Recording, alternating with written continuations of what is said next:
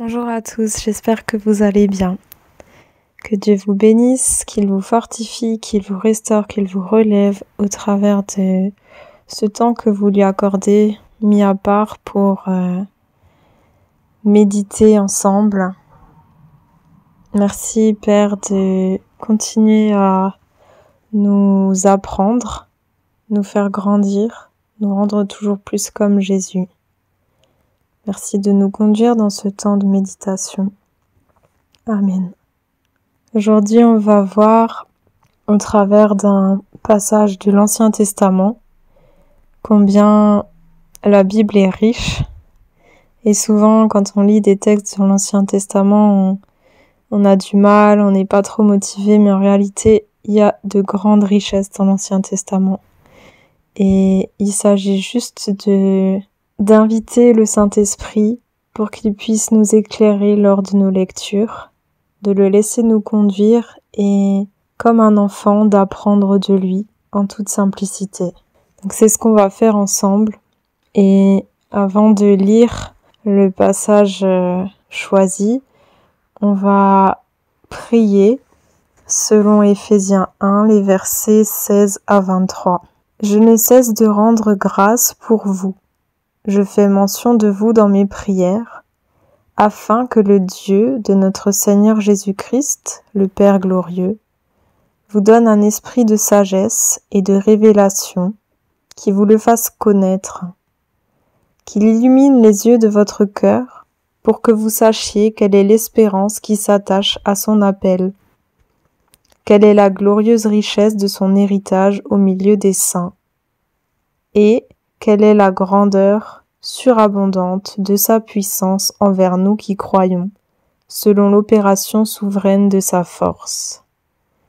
Il l'a mise en œuvre dans le Christ, en le réveillant d'entre les morts, et en le faisant asseoir à sa droite dans les lieux célestes, au-dessus de tout principat, de toute autorité, de toute puissance, de toute seigneurie, de tout nom qui puisse se prononcer non seulement dans ce monde-ci, mais encore dans le monde à venir.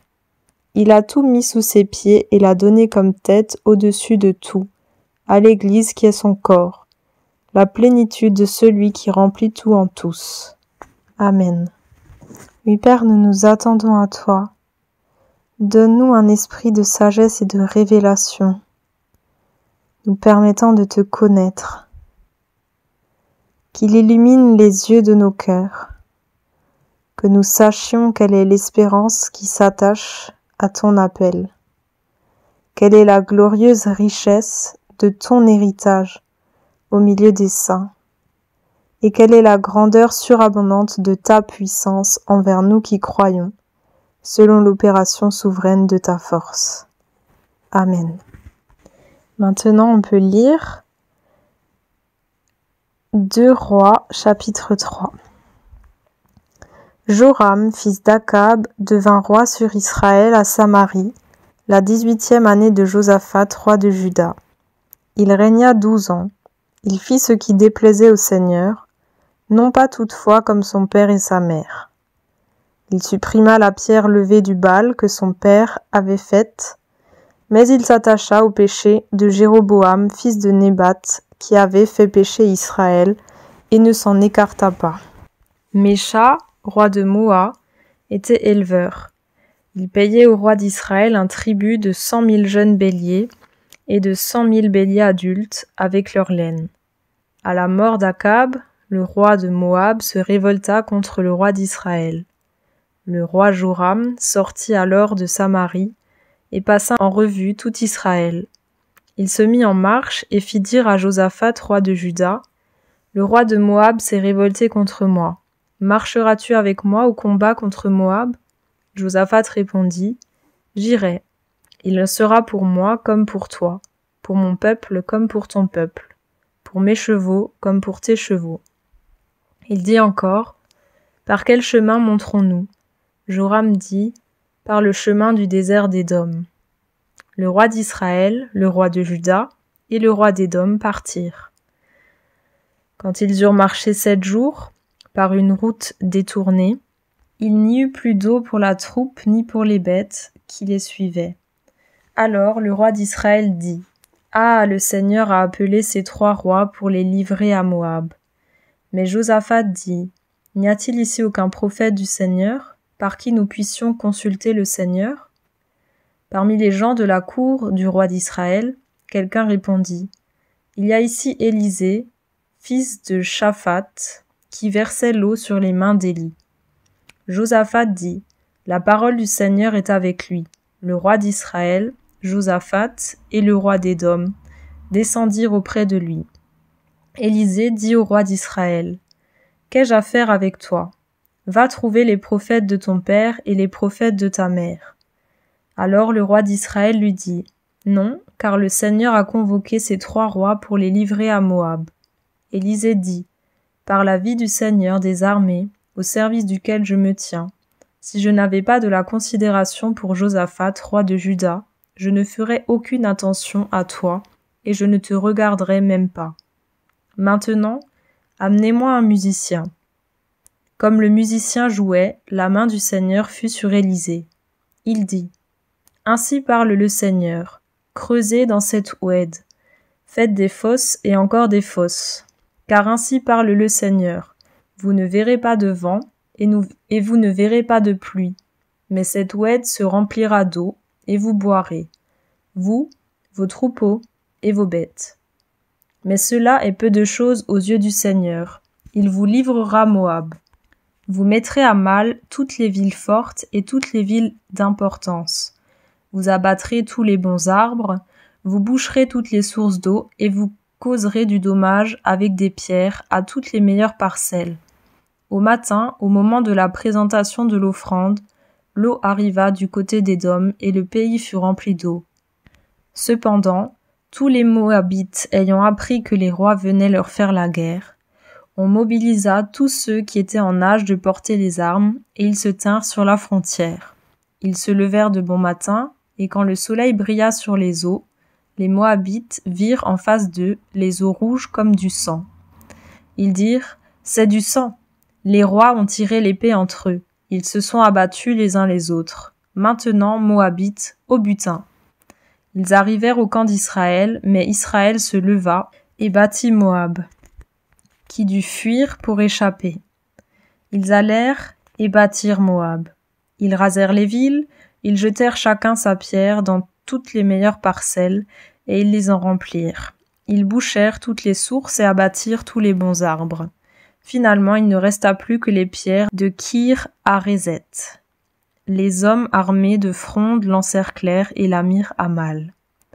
Le roi de Moab, voyant que le combat dépassait ses forces, prit avec lui 700 hommes, tirant l'épée pour se frayer un chemin jusqu'au roi d'Édom, mais ils n'y parvinrent pas. Il prit alors son fils premier-né, qui devait devenir roi à sa place, et l'offrit en holocauste sur la muraille. Une grande colère s'abattit alors sur les Israélites, qui s'éloignèrent de lui et retournèrent dans leur pays. Si on reprend du début, on voit que Joram est roi sur Israël. Et Joram, bien qu'il soit meilleur que ses parents, ne s'est pas encore complètement détourné du péché de ses pères.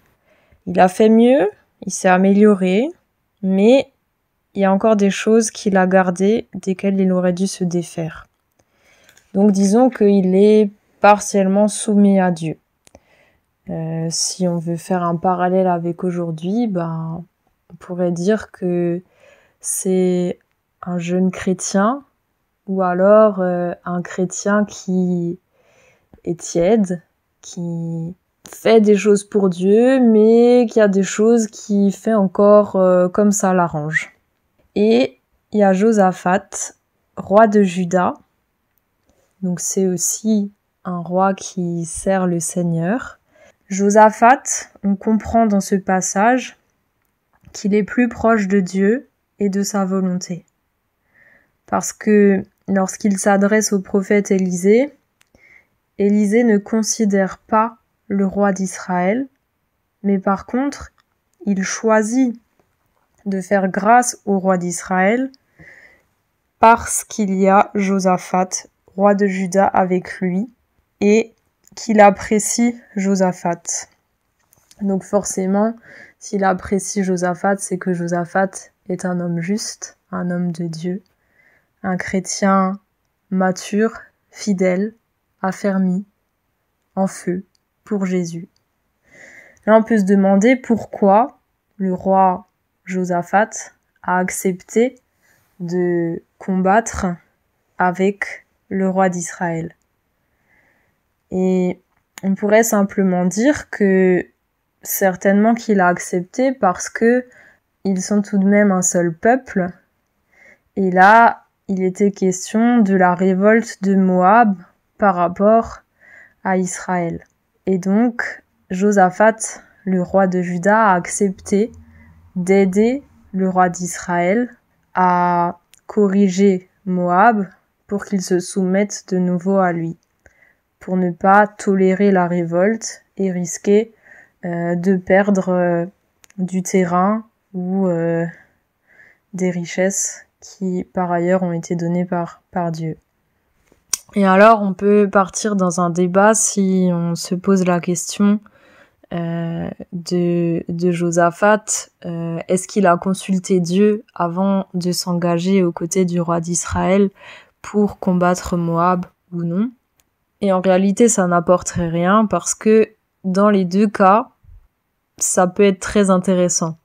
Admettons qu'il ait consulté Dieu et que Dieu lui a dit oui, va combattre aux côtés du roi d'Israël. Eh bien, pour lui, ça aurait été simplement une mise à l'épreuve quand les difficultés se sont présentées devant eux, quand les circonstances sont devenues défavorables. Et c'est là où, dans sa foi, il a déclaré « N'y a-t-il ici aucun prophète du Seigneur par qui nous puissions consulter le Seigneur ?» C'est-à-dire qu'au moment de la difficulté, il a immédiatement tourné les yeux vers le Seigneur et à l'époque, il s'agissait d'aller consulter le prophète qui parlait de la part de Dieu pour conduire le peuple de Dieu et les rois à la tête du peuple de Dieu. Et admettons qu'il n'ait pas consulté Dieu lorsqu'il s'est engagé dans ce combat avec aux côtés du roi d'Israël. On peut s'imaginer que le Seigneur a conduit ses pas ainsi pour faire grâce au roi d'Israël et aussi pour démontrer sa puissance devant tout son peuple. Et c'est ce qu'on voit dans les propos du prophète Élisée lorsqu'il dit « Si je n'avais pas de la considération pour Josaphat, roi de Juda, je ne ferais aucune attention à toi et je ne te regarderais même pas. » Donc c'était essentiel pour le roi d'Israël que le roi de Juda soit à ses côtés pour ce combat, pour que le prophète Élisée veuille bien intercéder en leur faveur. Mais bon, si on s'imagine que Josaphat était un roi proche de Dieu, et on pense alors à David, au roi David, et c'est quasiment impossible de se dire que il se serait engagé dans cette bataille sans avoir consulté Dieu s'il devait s'y engager ou non.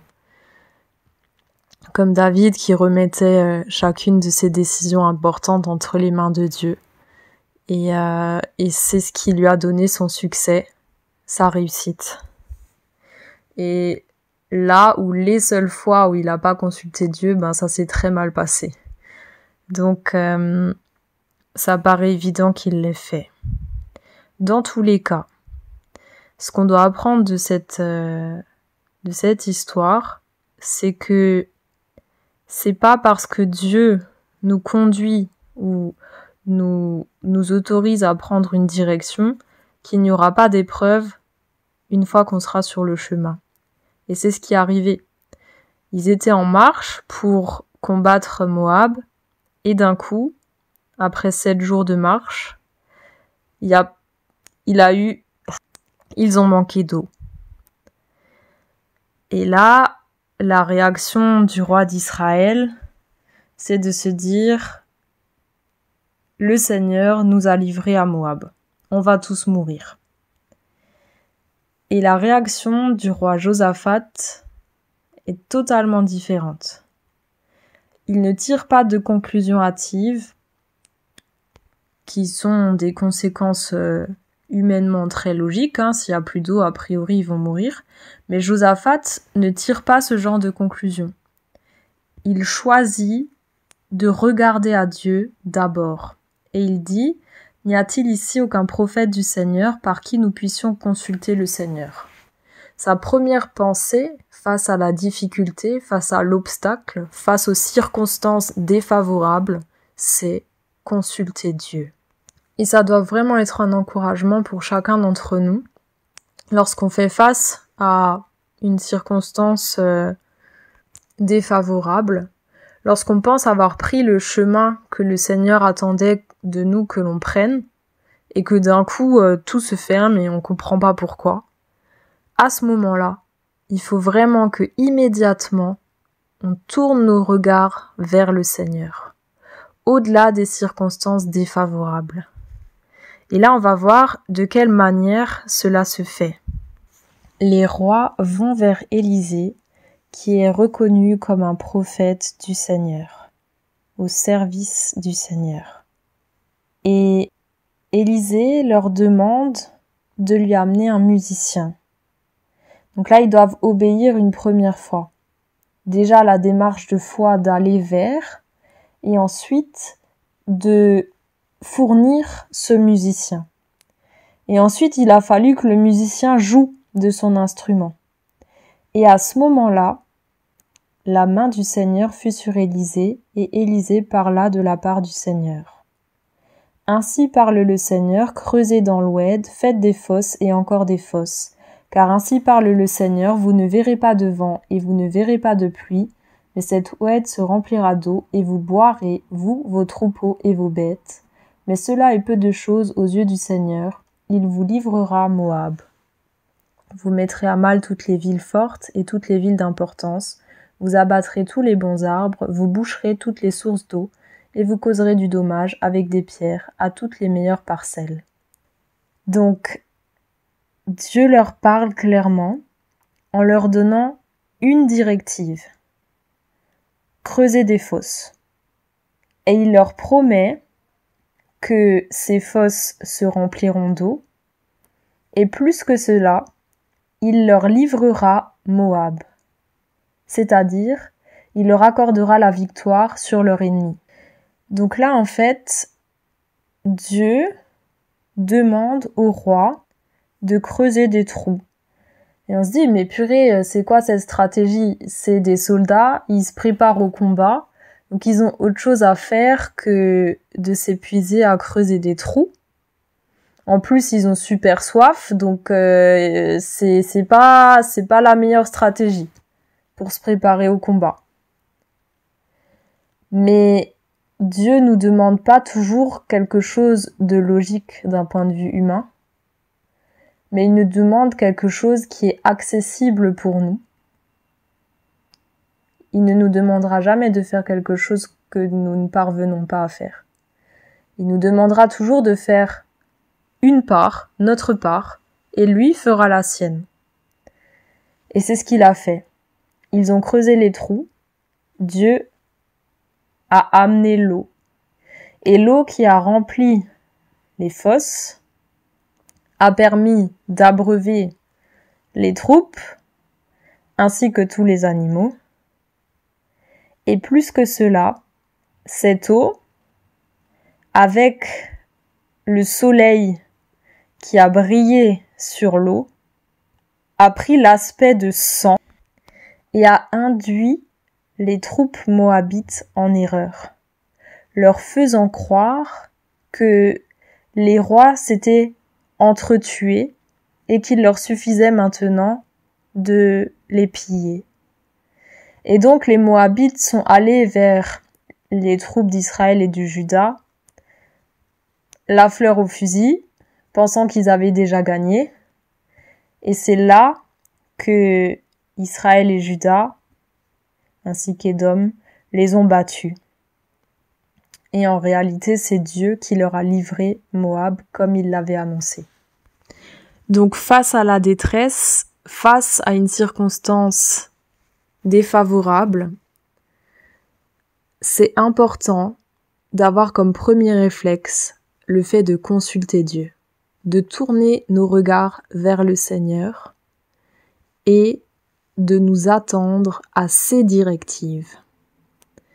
Et là, les directives sont claires, sont simples, accessibles, mais d'un point de vue humain, elles paraissent déraisonnables et pas très logiques. Donc là, c'est quelque chose qui est encore une fois accessible à un enfant. Il suffit d'obéir et de faire confiance à Dieu, qui est fidèle, qui tient ses promesses. Et s'il dit qu'il apportera l'eau pour boire et qu'il livrera l'ennemi à son peuple, qu'il accordera la victoire à son peuple, c'est qu'il va le faire. Donc la seule chose qui est requise pour nous, c'est, une fois qu'on a consulté Dieu, c'est de faire ce qu'il nous a demandé de faire. Et rien de plus. Et ensuite, le laisser agir. Et c'est ça la parfaite collaboration avec lui qui nous permet d'être victorieux dans toutes les situations. Au passage, ce qui est intéressant aussi de voir, c'est que Élisée a demandé à un musicien de jouer de son instrument. Et cela était nécessaire pour que la main de Dieu soit sur Élisée et qu'il puisse parler au nom du Seigneur. Donc il y a des fois où la louange est indispensable préalablement pour que le Seigneur puisse parler. Et certainement que dans ce contexte, c'était parce que Élisée n'était pas forcément bien disposé à parler favorablement en faveur du roi d'Israël. Parce qu'au départ, il répond au roi d'Israël, « Qu'ai-je à faire avec toi? Va trouver les prophètes de ton père et les prophètes de ta mère. » Donc il le renvoie, entre guillemets, à son péché, lui disant que pour plein d'autres choses, il se débrouille tout seul, alors maintenant qu'il se débrouille tout seul aussi, avec ses faux dieux, avec ses idoles. Mais en même temps, il est un peu partagé, parce qu'il dit « Par la vie du Seigneur des armées, au service duquel je me tiens, si je n'avais de la considération pour Josaphat, roi de Juda, je ne ferais aucune attention à toi et je ne te regarderais même pas. Maintenant, amenez-moi un musicien. » Donc dans son cœur, d'un côté, il veut rejeter le roi d'Israël, mais d'un autre côté, parce que engagé dans la bataille, il n'y a pas juste le roi d'Israël, mais il y a aussi le roi Josaphat, le roi de Juda. Et donc, à cause de ça, Élisée veut faire grâce au roi d'Israël parce que il veut préserver le roi de Juda. Et c'est pour ça qu'il demande qu'un musicien vienne jouer de son instrument. Donc pour nous aussi, parfois, ça peut être une clé dans les moments difficiles où on n'est pas toujours bien disposé, de prendre un temps pour louer le Seigneur, pour jouer d'un instrument pour lui, ou demander à quelqu'un qui sait en jouer, de jouer. Bon, disons, aujourd'hui, c'est YouTube. Mais simplement de nous recentrer sur Jésus. Pour que notre cœur soit favorablement disposé à entendre Dieu nous parler.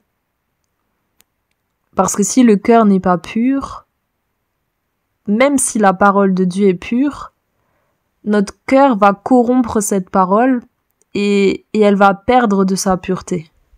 Donc c'est indispensable, si on veut consulter Dieu, c'est d'y aller avec un cœur pur.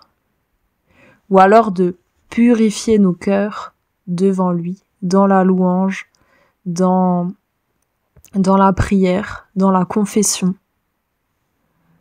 pour ensuite faire silence et s'attendre à ses directives. Merci Seigneur pour la richesse des Écritures. Merci pour la beauté de ce passage de l'Ancien Testament, de cette histoire qui a encore tant à nous apprendre aujourd'hui. Merci parce que tu nous rappelles que tu attends de nous que nous nous détournions de toute forme de péché. pour te servir, pour te suivre, pour faire ta volonté. De prendre exemple sur le roi Josaphat, qui est mature, qui marche avec toi, et qui, face aux circonstances défavorables, consulte immédiatement son Dieu. Aide-nous, Seigneur, dans l'adversité, dans les épreuves, à regarder à toi immédiatement, à ne pas prononcer des paroles de malédiction, à ne pas anticiper le malheur qui pourrait advenir, mais vraiment à regarder à toi au-delà des circonstances défavorables et à faire silence devant toi pour nous attendre à tes directives. Et donne-nous aussi ce cœur bien disposé à ne pas déformer ta parole, mais à l'accueillir dans sa simplicité et à la mettre en pratique. Si tu nous demandes de faire quelque chose de tout simple, donne-nous de ne pas discuter, de ne pas raisonner, de ne pas réfléchir, mais comme un enfant, de simplement faire ce que tu demandes et de nous attendre à ce que tu fasses ta part et à ce que nous soyons victorieux avec toi, quelles que soient les circonstances défavorables. Merci parce que c'est toi qui nous conduis. Merci parce que même si on avance avec toi, même si on est disposé à faire ta volonté jour après jour, nous allons faire face à des circonstances défavorables. Et donne-nous vraiment, dans ces moments-là, d'avoir ce réflexe de regarder immédiatement à toi, comme Josaphat. Consultons le Seigneur. Et si c'est difficile, que nous puissions avoir ce réflexe de la louange, de la musique, pour apaiser nos cœurs, pour nous connecter davantage à toi, à ton cœur, pour qu'on soit bien disposé à entendre tes directives, à écouter ta parole d'encouragement, celle qui va nous sortir de cette circonstance défavorable, celle qui va nous délivrer de la main de l'ennemi qui voulait nous faire mourir, celle qui va nous rendre victorieux avec Jésus. Amen.